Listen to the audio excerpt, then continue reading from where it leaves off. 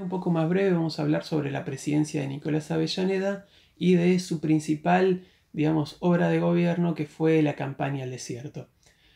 La campaña al desierto se realiza como una respuesta a lo que era el avance digamos, de los levantamientos indígenas sobre las estancias, sobre todo sobre las estancias bonaerenses de la zona de la campaña, o sea, la zona rural, la zona del campo. Vamos a ver que tras la caída de Rosas en 1852, ningún otro político se encargó de ir negociando con los indígenas, que en realidad salían a saquear las estancias sobre todo para obtener ganado vacuno. Gran parte de este ganado vacuno lo utilizaban para comercializar en Chile, pero también lo utilizaban para el propio alimento personal.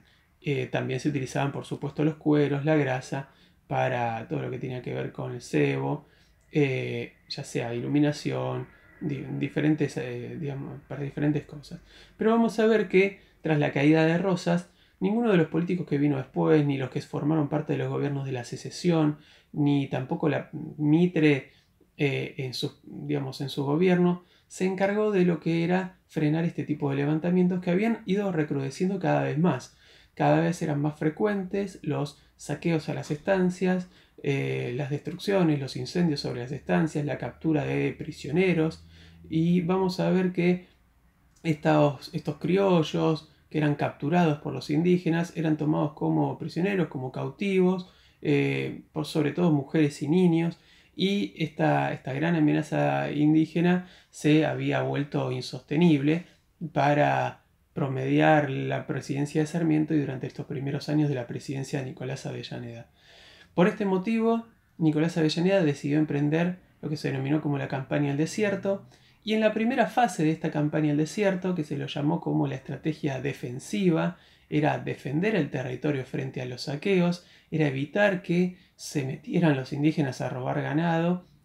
Vamos a ver que contrató como ministro de guerra a Adolfo Alsina. Adolfo Alsina tuvo la idea de crear una gran zanja, un gran foso, que cruzaba prácticamente de manera diagonal el centro de la provincia de Buenos Aires, y ese gran foso, el objetivo era que se fuera llenando de agua, tenía más de 3 metros de profundidad, y de esa manera que los indígenas no pudieran cruzar con el ganado vacuno. Este foso fue fácilmente burlado porque tiraban tablones, tiraban maderas, y vamos a ver que podían cruzar igual con el ganado vacuno, y en algunos casos, digamos, es muy cruel esto que voy a comentar, pero en algunos casos robaban ganado ovino también de las estancias, hacían caer a las ovejas para que fueran cubriendo ese foso, y luego pasaban con las vacas, pasaban con ese ganado vacuno encima. Vamos a ver que esta campaña digamos, comandada por Adolfo Alsina duró los primeros años de la gestión de Avellaneda, pero al ser fácilmente burlada y tras la muerte de Alsina, vamos a ver que Avellaneda recurrió a otro ministro de guerra que emprendió una campaña totalmente diferente, con un objetivo totalmente diferente. Ya no era una estrategia defensiva, frenar el avance, evitar los saqueos a partir de, bueno, esta zanja en la línea de la frontera, sino que ya al que contrató como ministro de guerra era un joven general tucumano llamado Julio Argentino Roca, y Julio Argentino Roca cambió la estrategia defensiva hacia una estrategia ofensiva. En la ofensiva era salir al ataque, salir en búsqueda de los grandes jefes indígenas, capturarlos para generar, digamos, confusión en su pueblo, para generar una desorganización y luego arrasar sobre estas poblaciones indígenas. Esa campaña al desierto, esta segunda fase, o también llamada estrategia ofensiva, se basó sobre todo en estas ideas de Julio Argentino Roca, que ya habían tenido éxito este tipo de campañas en el norte del territorio. Vamos a ver que Roca le ordenó o le pidió al Ejército Nacional, al Gobierno Nacional en realidad, la compra de armamento. A partir de ahí compraron fusiles de estilo Remington a los Estados Unidos, y esos fusiles que ya no necesitaban cargar, digamos, sino que, o sea, no eran tan engorroso el sistema para cargar las municiones, sino que podían disparar de manera repetitiva. Vamos a ver que fueron utilizados por este ejército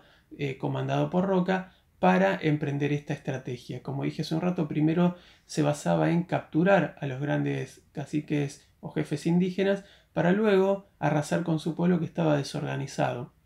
De esta manera, no solamente se frenaron los levantamientos indígenas, sino que arrasaron sobre las poblaciones indígenas y gran parte de los territorios luego pasaron a ser del gobierno nacional digamos, los vendió a grandes estancieros y terratenientes para que formaran allí nuevas estancias agrícolas ganaderas. Comúnmente en la opinión pública se lo denominó como campaña al desierto, aunque por supuesto que un desierto es algo que está inhabitado. Vamos a ver que las poblaciones o que estos territorios estaban habitados por poblaciones indígenas y que fue todo una especie de manipulación para los medios periodísticos de la época para lograr un gran apoyo del resto de la población en esta campaña. El verdadero objetivo era, bueno, desprender a los indígenas a estos pueblos originarios de sus territorios para formar allí nuevas estancias agrícolas ganaderas para establecer o para crear materias primas para exportar a Europa en el futuro, cosa que después va a iniciarse. Por eso la principal campaña,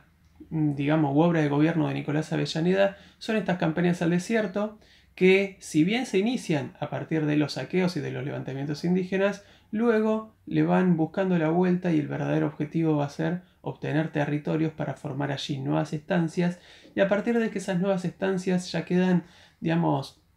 comandadas y bajo la propiedad de esta oligarquía terrateniente, de estos grandes estancieros, bueno, se va a empezar a producir en esas nuevas tierras